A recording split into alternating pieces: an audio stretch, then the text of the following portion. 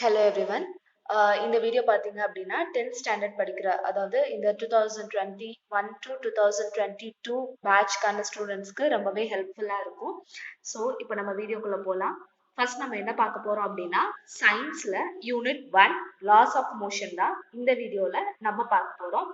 So first introduction part பார்த்தோம் அப்படின்னா human beings are so curious about things around them. Things around us are related to one another. Some bodies are at rest and some are in motion. Rest and motion are interrelated terms. So இதுல என்ன சொல்றாங்க அப்படின்னு சொல்லி பாத்தீங்கன்னா நம்ம எப்பவுமே human beings வந்து something கியூரியஸான திங்ஸை சுத்தி தான் நம்ம வந்து இருக்கிறோம். இந்த திங்ஸ் வந்து பார்த்தோம் அப்படின்னா ஒண்ணுக்கு ஒண்ணு எப்போதுமே ரிலேட் ஆகியே இருக்கும். என்ன பாத்தீங்க அப்படின்னா சில பாடிஸ் வந்து ரெஸ்ட்ல இருக்கும், சம் வந்து மோஷன் இருக்கும். ஃபார் எக்ஸாம்பிள் நம்ம வீட்ல இருக்கிற வந்து டேபிள் சேர் இது எல்லாமே ரெஸ்ட்ல தான் இருக்கும். நம்ம அதை மூவ் பண்ணோம் அப்படின்னா அது வந்து மோஷன்ல இருக்கும். ஸோ அதான் சொல்றாங்க rest and motion R inter related terms. Rest and motion ரெண்டுமே இன்டர் ரிலேட்டட் டேர்ம்ஸ் அப்படிங்கிறத இங்க சொல்றாங்க. In the previous classes, you have learned about various types of motion such as linear motion, circular motion, oscillatory motion and so on. So நம்ம 9th வரை பார்த்தோம் அப்படின்னா நம்ம வந்து linear motion படிச்சிருப்போம், circular motion, oscillatory motion இந்த மாதிரி types of motions வந்து நம்ம படிச்சிருப்போம். So far, you have discussed the motion of bodies in terms of their displacement, velocity and acceleration. So நம்ம வந்து மோஷனை வந்து நம்ம எப்படி இதுல வந்து டிட்டர்மைன் பண்ணிருப்போம், எப்படி வந்து நம்ம அதை டேர்ம் பண்ணிருப்போம் அப்படின்னு சொல்லி பார்த்தோம் அப்படின்னா அதோட டிஸ்பிளேஸ்மெண்ட். ஆக்சுவலா ஒரு ஆப்ஜெக்ட் வந்து மூவுது அப்படின்னா எவ்வளோ டிஸ்டன்ஸோ இல்லை ஷார்டஸ்ட் டிஸ்டன்ஸை நம்ம டிஸ்பிளேஸ்மெண்ட் சொல்லுவோம். ஸோ எவ்வளோ ஸ்பீட்ல போகுது அப்படிங்கிறத வெலாசிட்டியில சொல்லுவோம். And acceleration velocity by time. So இதுலலாம் நம்ம வந்து டேர்ம் பண்ணியிருப்போம். In this unit let us investigate the cause of motion. So இந்த யூனிட்ல நம்ம வந்து என்ன பண்ண போறோம் அப்படின்னு என்ன பார்க்க போறோம் அப்படின்னு சொல்லி பார்த்தோம்னா இந்த மோஷனோட காசஸ் வந்து என்ன அப்படின்னு இந்த யூனிட்ல நம்ம பார்க்க போறோம். When a body is at rest, start moving, a question that arises in our mind is what causes a body to move? So இப்போ வந்துட்டு ஒரு பாடி வந்து மூவ் ஆகுது, ஒன்றும் இல்லை, ஒரு பேப்பர் வந்து டேபிள்ல இருக்குது, காத்தடிக்கிறதுனால பேப்பர் வந்து மூவ் ஆகுது. ஸோ இந்த காத்தடிக்கிறதுனால ஏன் பேப்பர் மூவ் ஆகுது அப்படிங்கிற கொஸ்டின்ஸ் வந்து இங்க வந்து வரும்.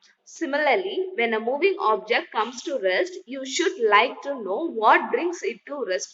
அதே இது ஒரு அந்த பறந்துட்டு இருக்கிற பேப்பர் வந்து திரும்ப ஒரு ரெஸ்ட் பொசிஷனுக்கு வரும். ஏன் அது வந்து ரெஸ்ட்டுக்கு வருது அப்படிங்கிறத நம்ம தெரிஞ்சுக்கணும். If a moving object speeds up or slow down or changes its direction.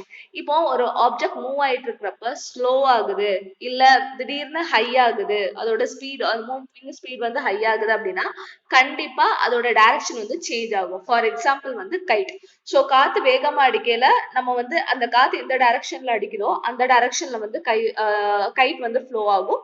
அது மாதிரி ஸ்லோவா இருக்கும் போது ஒரு ஸ்டடி டைரக்ஷன் நோக்கி இது வந்து போயிட்டு இருக்கும். What speeds up or slow down the body. இந்த பாடிய எந்த ஒரு மெட்டீரியல் எந்த ஒரு மேட்டர் வந்து ஸ்பீடாவோ அல்லது ஸ்லோவாவோ ஆக்குது அப்படின்னு சொல்லி பார்க்கணும். And what changes the direction of motion. இந்த மூவிங் ஆப்ஜெக்டோட டைரக்ஷனை வந்து எது சேஞ்ச் பண்ணுது அப்படின்னு சொல்லி பார்க்கிறோம். So one answer for all the above question is force. So இந்த வந்து நம்ம எல்லா கொஸ்டினுக்கு ஆக்சுவலா அது ஏன் அது வந்து ஸ்பீட் ஆகுது, ஏன் ஸ்லோ ஆகுது, ஏன் டைரக்ஷன் சேஞ்ச் ஆகுது, ஏன் ரெஸ்ட்ல இருக்க ஆப்ஜெக்ட் மோஷன்ல ஆகுது, ஏன் மோஷன் மூவிங் ஆப்ஜெக்ட் வந்துட்டு ரெஸ்ட் ஆகுது, இது எல்லாத்துக்குமே ஒரே ஆன்சர் என்ன அப்படின்னு சொல்லி பாத்தீங்கன்னா force தான் ஒரே answer. In a common man's understanding of motion, your body needs a push or pull to move or bring to rest or change its velocity. So ஒரு காமன் மேன் அண்டர்ஸ்டாண்டிங்காக நம்ம வந்து என்ன சொல்லுவோம், ஸோ ஒரு பர்சன் வந்து நிக்கிறாங்க, இன்னொரு பர்சன் வந்து ஒண்ணு அவங்கள தள்ளுனாலோ புஷ் பண்ணாலோ அல்லது இழுத்தாலோ புல் பண்ணாலோ தான் அவங்க வந்து மூவ் ஆவாங்க. Or bring to rest or change its velocity. இல்ல அப்படின்னா நடந்து வந்துட்டு இருக்கிறவங்கள கைப்பிடிச்சு ஸ்பீடா நடக்க வைக்கிறது. ஸோ இது வந்து அவங்களோட ஸ்பீடை வந்து அந்த டைமுக்கு ஏத்த மாதிரி சேஞ்ச் பண்றது. ஸோ இல்ல நடந்துட்டு இருக்கிறவங்கள புடிச்சு நிப்பாட்ட வைக்கிறது. ஸோ அதை bring to rest or change its velocity பண்றோம். Hence this push or pull is called force. இந்த மாதிரி நம்ம ஒண்ணு புஷ் பண்றதோ அல்லது புல் பண்றதோ நம்ம வந்து என்ன சொல்லுவோம் அப்படின்னு பாத்தீங்க அப்படின்னா ஃபோர்ஸ் அப்படின்னு சொல்லுவோம். இப்போ ஃபோர்ஸ் பத்தின ஒரு பெர்ஃபெக்ட் டெஃபினிஷன் வந்து கிடைச்சிருச்சு. அதாவது the push or pull of an object is called a force. Let us define force in more scientific manner using three law proposed by Sir Isaac Newton.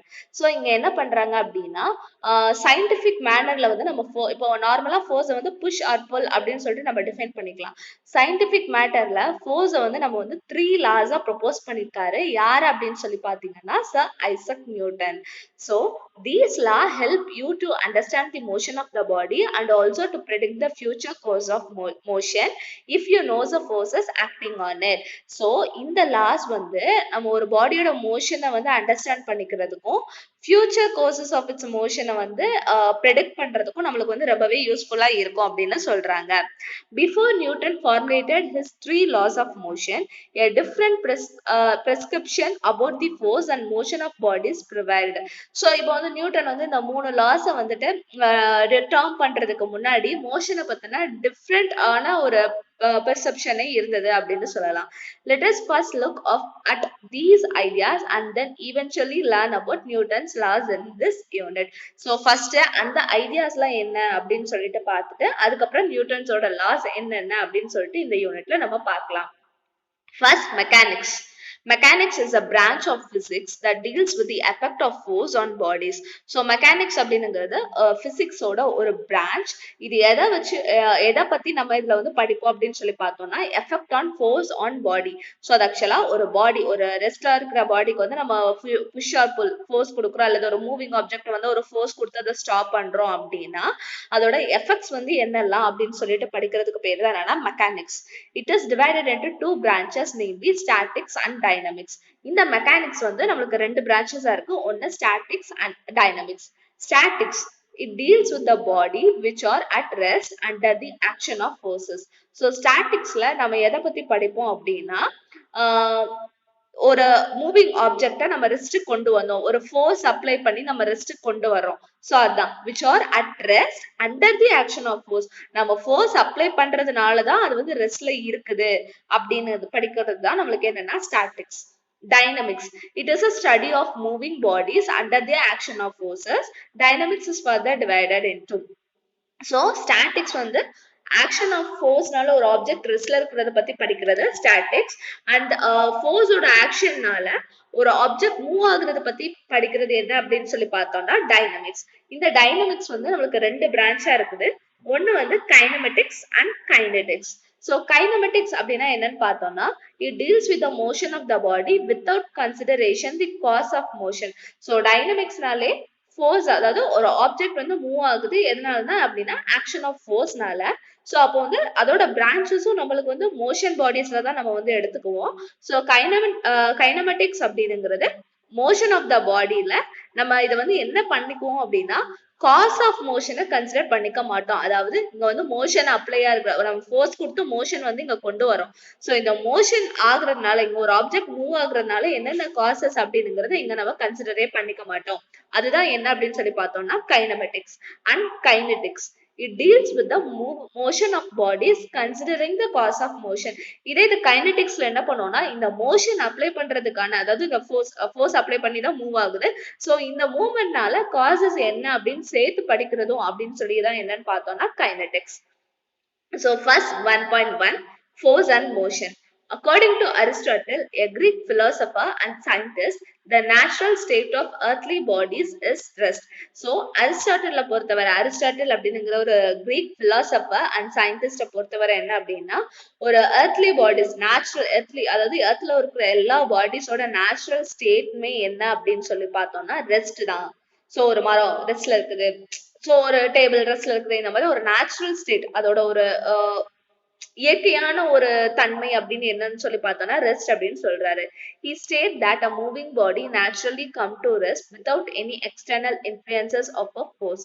அவர் என்ன சொல்றாரு அப்படின்னா கண்டிப்பா ஒரு பாடி மூவ் ஆச்சு அப்படின்னா அதுக்கு எவ்வளவு ஸ்பீட் மூவ் ஆகுதோ, ஸோ ஒன்றும் இல்லை, இப்போ வந்து ஒரு கல் வந்து எரியிறோம். ஸோ ஒரு கல் வந்து எரியறப்ப நம்ம கொடுக்குற ஸ்பீடை எவ்வளவு ஸ்பீட்ல கொடுக்குறோமோ அவ்வளோ டிஸ்டன்ஸ்ல போய் அந்த கல் வந்து விழும்.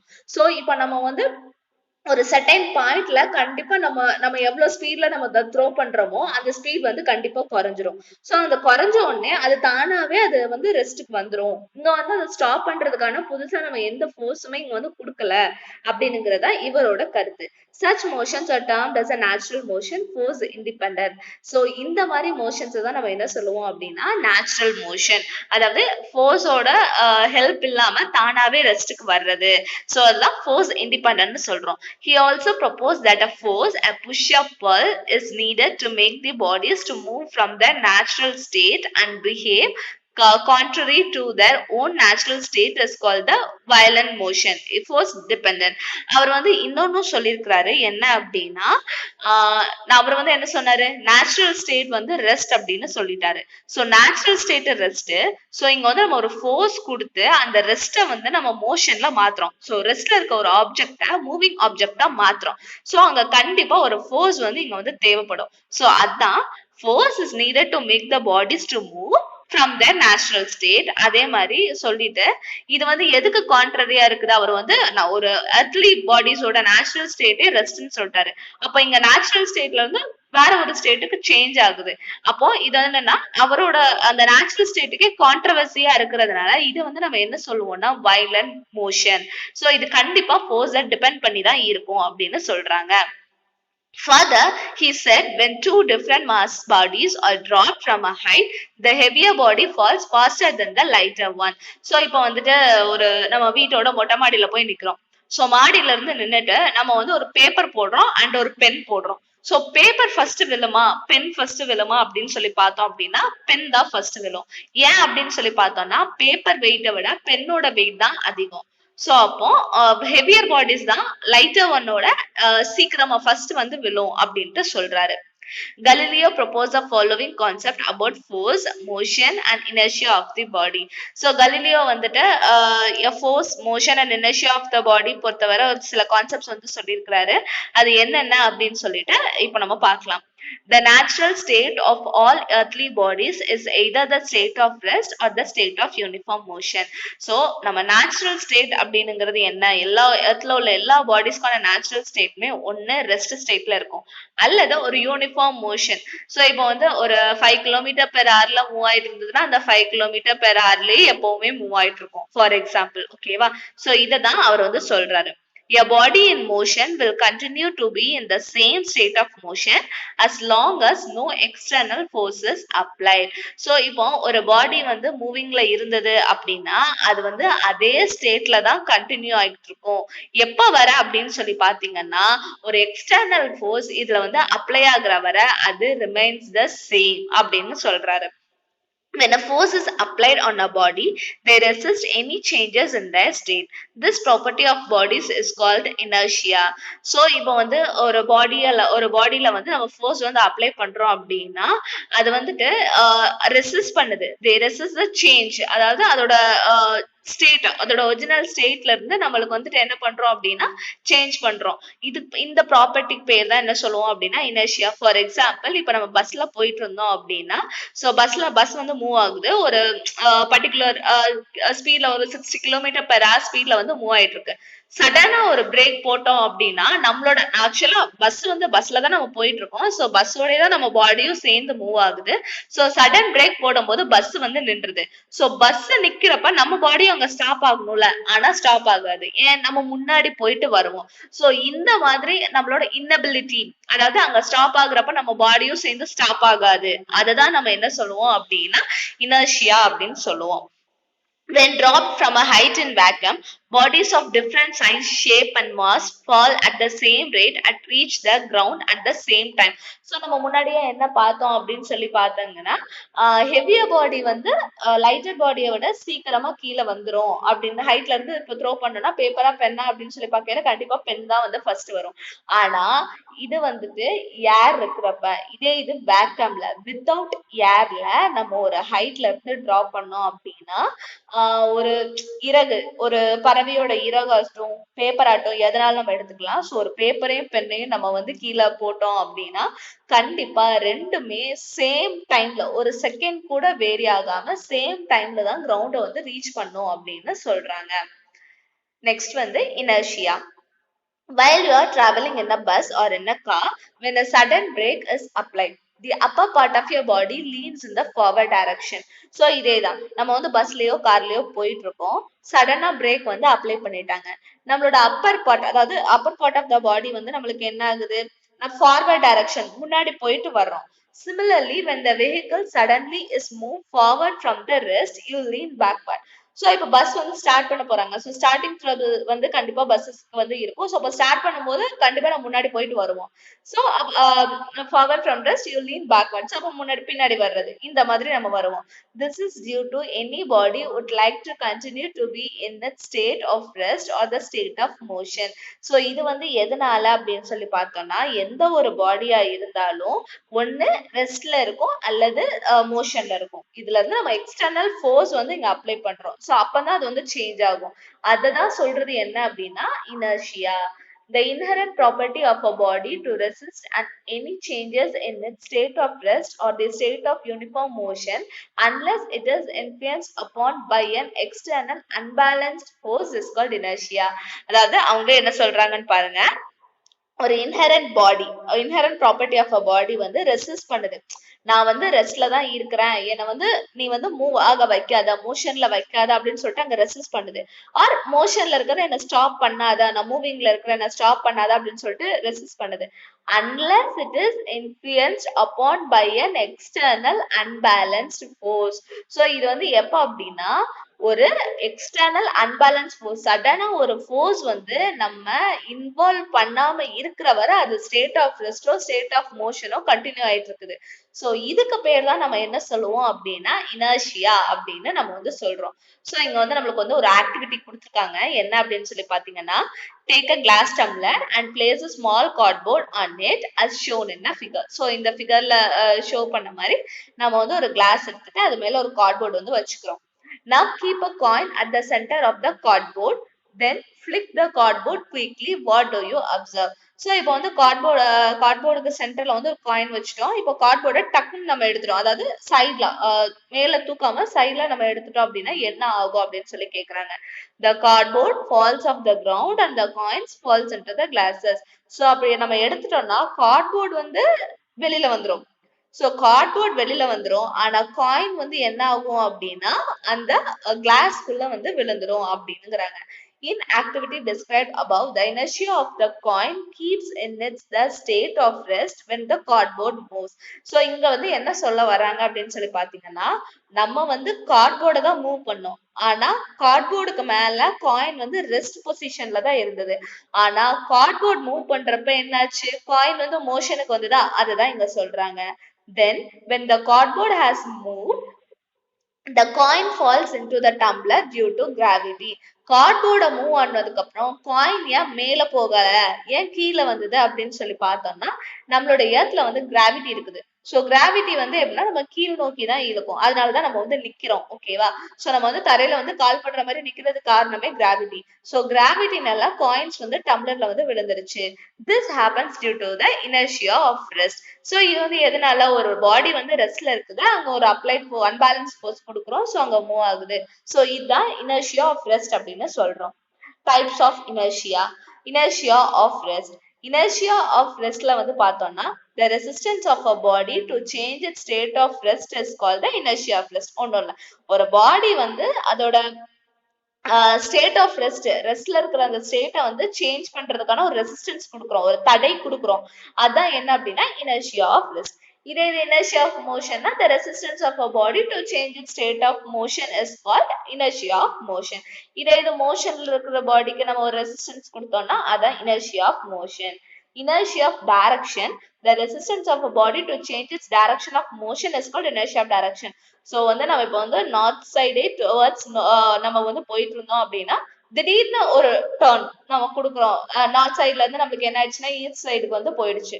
ஸோ அப்படின்னுங்கிறப்ப ஈஸ்ட் சைட் போடுறப்ப நம்ம அங்க பாடி வந்து சேஞ்ச் ஆகும். ஸோ அங்க வந்து ஒரு யூ டர்னோ இருந்தாலோ அந்த மாதிரி நமக்கு சேஞ்ச் ஆகும். ஸோ இதான் நம்மளுக்கு என்னன்னா inertia of a body. Examples of inertia: an athlete runs some distance before jumping because this will help him jump longer and higher. Inertia of motion. So inertia of மோஷனுக்கு example வந்து பார்த்தோம் அப்படின்னா, ஒரு athlete வந்து run பண்றாங்க ஒரு some டிஸ்டன்ஸுக்கு. என்ன jump பண்றதுக்கு பிஃபோர், ஆக்சுவலா நம்ம வந்து ஜம்ப் பண்றோம், இப்போ ஹை ஜம்போ லாங் ஜம்போ அப்படின்னு சொல்லி எடுத்துக்கிட்டீங்க அப்படின்னா, ஒரு பர்டிகுலர் டிஸ்டன்ஸ்ல இருந்து ஓடி வந்து நம்ம வந்து அதை ஜம்ப் பண்ணுவோம். ஸோ இது வந்து ஏன் நம்ம வந்து ஜம்ப் பண்றோம், ஹையர் லாங்கரா குதிக்கிறதுக்கும் ஹையரா குதிக்கிறதுக்கும். ஸோ ஓடி வந்து ஒரு சர்டைன் பாயிண்ட்ல திடீர்னு ஸ்டாப் ஆயிடுறோம். சோ இதான் நம்மளுக்கு என்ன அப்படின்னு சொல்லி பார்த்தோம்னா inertia of motion. When you makes a sharp turn while driving a car, you tends to lean sideways. Inertia of direction. So inertia of direction அதான். So நம்ம வந்து ஒரு ஷார்ப் டர்ன் வந்து நம்ம ஒரு கார் டிரைவ் பண்ணிட்டு இருக்கப்போ ஒரு ஷார்ப் டர்ன் இருந்தது அப்படின்னா நம்ம பாடியும் அதுக்கு ஏத்த மாதிரி மூவ் ஆகும். So இதான் inertia of direction. When you vigorously shake the branches of a tree, some of the leaves and fruits are detached and they fall down. Inertia of rest. So இப்ப வந்துட்டு நம்ம வந்துட்டு சும்மா இருக்கிற மரத்தை, சோ மரம் வந்து ரெஸ்ட்ல தான் இருக்குது, நம்ம போயிட்டு அதை நல்லா குளுக்குறோம். சோ நல்லா குளுக்குறப்ப என்ன ஆகும் அப்படின்னு சொல்லி பார்த்தோம் அப்படின்னா, அதுல உள்ள ஃப்ரூட்ஸோ லீவ்ஸோ கண்டிப்பா அது வந்து நம்மளுக்கு கீழே விழும். சோ அப்போ ஒரு ஆப்ஜெக்ட் ரெஸ்ட்ல இருக்கிறத நம்ம என்ன பண்றோம் அப்படின்னா கீழே விழ வைக்கிறோம். சோ அப்ப இது என்னது அப்படின்னு சொல்லி பார்த்தோம்னா for example of inertia of rest. Next நம்ம என்ன பார்க்க போறோம் அப்படின்னு சொல்லி பாத்தீங்கன்னா linear momentum. The impact of force is more if the velocity and the masses of the body is more. So இப்போ வந்துட்டு பார்த்தோம் அப்படின்னா எப்போ வந்து ஃபோர்ஸோட இம்பாக்ட் வந்து அதிகமா இருக்கணும் அப்படின்னு சொல்லி பாத்தீங்கன்னா அதோட வெலாசிட்டியும் அதோட மாஸும் அதிகமா இருக்கிறப்பதான். ஸோ இப்போ வந்து நம்ம வந்து பார்த்தோம் அப்படின்னா ஒரு 5 kg, ஸோ 5 kg இருக்கிற ஒரு பேக்கை வந்து தள்ளி வைக்கிறதுக்கு நம்ம ஒரு சர்டன் அமௌண்ட் ஆஃப் ஃபோர்ஸ் வந்து கொடுத்துருப்போம். ஸோ ஓகேவா. ஸோ இது 10 kg இருக்கிற பேக் வந்து தள்ளி வைக்கிறதுக்கு இதே அமௌண்ட் ஆஃப் ஃபோர்ஸ் கொடுத்தா நம்மளால தள்ள முடியுமா, முடியாதுல்ல. அதனாலதான் சோ இதே ஸ்பீடா போயிட்டு இருக்குது. சோ வெலாசிட்டி ஹையா இருக்கிறதுல போயிட்டு நம்ம மினிமம் அமௌண்ட் ஆஃப் ஃபோர்ஸ் கொடுத்தோம்னா அதுல எந்த சேஞ்சஸுமே ஆகாது. அதான் so impact of force is more if the velocity and the body of the body is more. To quantify the impact of a force exactly, a new physical quantity known as a linear momentum is defined. So இப்போ வந்து நம்ம இந்த impact of a force வந்து நம்ம கண்டுபிடிக்கிறதுக்காக இங்க ஒரு new physical quantity வந்து நம்ம வந்து introduce பண்றோம். அதுதான் என்ன அப்படின்னு சொல்லி பாத்தீங்க அப்படின்னா linear momentum. The linear momentum measures the impact of a force on a body. இந்த linear momentum என்ன மெஷர் பண்ணுது அப்படின்னா ஒரு பாடியில எவ்வளவு அந்த ஃபோர்ஸோட இம்பாக்ட் எவ்வளவு இருக்குது அப்படிங்கறத மெஷர் பண்றதுதான். சோ இதோட டெஃபினிஷன் பார்த்தோம் அப்படின்னா the product of masses and velocity of a moving body gives the magnitude of the linear momentum. It acts in the direction of the velocity of the body. So அதாவது product of mass and velocity நம்ம வந்து ஏற்கனவே சொல்லிட்டோம். அதாவது impact of force வந்து எதை பொறுத்து இருக்கும் அப்படின்னா வெலாசிட்டி அண்ட் மாஸ் பொறுத்து இருக்கும். அப்போ இந்த மாஸ் அண்ட் வெலாசிட்டியை ப்ராடக்ட் மல்டிப்ளை பண்றோம். of a moving body gives a magnitude. So இதனிடையே நம்ம மல்டிப்ளை பண்ணோம்னா கண்டிப்பா ஒரு மேக்னிடியூட் ஒரு நம்பர் டேர்ம் வந்து நம்மளுக்கு கிடைக்கும் of linear momentum. It acts in the direction of the velocity of a body. So அந்த மாஸ்க்கான ஒரு மேக்னிடியூட் கிடைச்சிச்சு. இதோட டைரக்ஷன் வந்து எப்படி இருக்கும்னா வெலாசிட்டி, அதாவது வெலாசிட்டி வந்து எந்த டைரக்ஷன்ல போகுதோ அதே தான் நம்மளுக்கு வந்துட்டு இந்த லீனியர் மொமெண்டமும் நம்மளுக்கு டைரக்ஷன்ல இருக்கும் அப்படின்னுங்கிறாங்க. So linear momentum is a vector quantity. So அப்போ என்ன இருக்கு, போத் மேக்னிடியூட் அண்ட் டைரக்ஷன் இருக்குதா. இதை நம்ம என்ன சொல்லுவோம் அப்படின்னா வெக்டார் குவான்டிட்டி அப்படின்னு சொல்லுவோம். So linear momentum is equal to mass into velocity. Linear momentum நம்ம p அப்படின்னு சொல்லிட்டு டினோட் பண்ணுவோம். சோ மாஸ் வந்து m அண்ட் வெலாசிட்டி வந்து v. So p is equal to mv. It helps to measure the magnitude of a force. இது எதுக்கு, நம்ம magnitude of a force வந்து measure பண்றதுக்காக நம்ம இது வந்து யூஸ் பண்ணுவோம். Unit of momentum in SI unit system. So unit வந்து எப்படி கண்டுபிடிக்கணும் அப்படின்னு சொல்லி பாத்தீங்கன்னா மாஸுக்கு வந்து என்னது கிலோகிராம், சோ கேஜி. வெலாசிட்டிக்கு வந்து என்னது, வெலாசிட்டினா என்னது distance by time. So distance by டைம்னா டிஸ்டன்ஸ்க்கு வந்து மீட்டர், டைமுக்கு வந்து second. So metre by second. So KG metre by second. by 1 by second வந்து நம்ம எப்படி எழுதலாம், s power minus 1. so kg ms power minus 1. and then cgs சிஸ்டம்ல வந்து என்னது மாஸ் வந்து கிராம்ல வந்து சொல்லுவோம், அண்ட் டிஸ்டன்ஸ் மீட்டர்ல இல்லாம சென்டிமீட்டர்ல சொல்லுவோம், டைம் செகண்ட்ல தான் சொல்லுவோம். So gram centimetre per second. So இப்ப வர நம்ம பார்த்ததுல நம்ம எவ்வளோ 2 மார்க்ஸ் வந்து இதுல வந்து நம்ம எக்ஸ்பெக்ட் பண்ணலாம் அப்படின்னு சொல்லி, இந்த 2 பேஜஸ்ல வந்துட்டு எவ்வளவு 2 மார்க்ஸ் எக்ஸ்பெக்ட் பண்ணலாம் அப்படின்னு சொல்லி பார்த்தோம்னா டிஃபைன் மெக்கானிக்ஸ். சோ இதை வந்து நீங்க வந்து 2 மார்க்ஸா படிச்சுக்கணும், அதோட டைப்ஸ். நெக்ஸ்ட் வந்துட்டு நேச்சுரல் மோஷன்னா என்ன, violent motion. So natural motion, define natural motion and define violent motion. இது வந்து ஆக்சுவலா இது வந்து பாத்தீங்கன்னா நீங்க எல்லாமே படிக்கணும் அப்படின்னு நினைக்கிறவங்களுக்கு வந்துட்டு நான் சொல்ற கொஸ்டின் எல்லாம் படிச்சுக்கோங்க. So natural motion and violent motion. So next வந்துட்டு என்ன அப்படின்னு சொல்லி பார்த்தோம் அப்படின்னா இனர்ஷியா. டிஃபைன் இனர்ஷியா இந்த இருக்குதுல the inherent property of a body to resist any change அப்படின்னு சொல்லிட்டு அந்த ஒரு பேரா இருக்குதுல அந்த ஒரு 4 லைன். சோ இதான் டிஃபைன் இனர்ஷியால வந்து வரும். சோ டைப்ஸ் ஆஃப் இனர்ஷியா வந்துட்டு நீங்க வந்து படிக்கணும். ஏன்னா 1 வேர்ட்லயும் கேட்கலாம், இது வந்து 2 மார்க்ஸ்லயும் கேட்கலாம். So inertia of rest, inertia of motion and inertia of direction with எக்ஸாம்பிள்ஸோட என்னென்ன அப்படின்னு சொல்லி நீங்க வந்து படிச்சுக்கணும். சோ நெக்ஸ்ட் வந்து பாத்தீங்கன்னா டிஃபைன் லீனியர் மொமெண்டம், இதோட டெஃபினிஷன் அண்ட் ஃபார்முலா. இது வந்து நான் எல்லாமே படிக்கணும் அப்படின்னு நினைக்கிறவங்களுக்கு வந்து இந்த கொஸ்டின். சோ கொஞ்சம் ஆவரேஜ் ஸ்டூடெண்ட்ஸ், பிலோ ஆவரேஜ் ஸ்டூடெண்ட்ஸ்க்கு வந்து என்னெல்லாம் படிக்கலாம் அப்படின்னு சொல்லி பாத்தீங்க அப்படின்னா நீங்க வந்து நேச்சுரல் மோஷன், வயலண்ட் மோஷன் ரெண்டோட டெஃபினிஷன்ஸ் வந்து நீங்க வந்து தெரிஞ்சு வச்சுக்கலாம். ஆக்சுவலா புரிஞ்சுக்கணும். நேச்சுரல் மோஷன்னா இது, வயலண்ட் மோஷன் அப்படின்னா இது அப்படின்னு சொல்லிட்டு புரிஞ்சுக்கிட்டீங்க. உங்களுக்கு தெரிஞ்ச ஓன் வேர்ட்ல எழுதினாலே அவங்க வந்து ½ மார்க் மேல கொடுப்பாங்க. So and define inertia and types of inertia. நீங்க எக்ஸாம்பிள் படிக்கலனா கூட டைப்ஸ் ஆஃப் இனர்ஷியா என்னென்ன அப்படின்னு சொல்லி படிச்சு வச்சுக்கோங்க. And linear momentum. சோ இந்த கொஸ்டின்ஸ் எல்லாம் படிச்சுக்கிட்டீங்க அப்படின்னா நீங்க எக்ஸாம் எழுதுறதுக்கு ரொம்பவே யூஸ்ஃபுல்லா இருக்கும். அண்ட் இதே மாதிரி இன்னும் நிறைய வீடியோஸ் வந்து அப்லோட் பண்றோம். சோ அதை பாக்குறதுக்கு மறக்காம சேனலை சப்ஸ்கிரைப் பண்ணிக்கோங்க.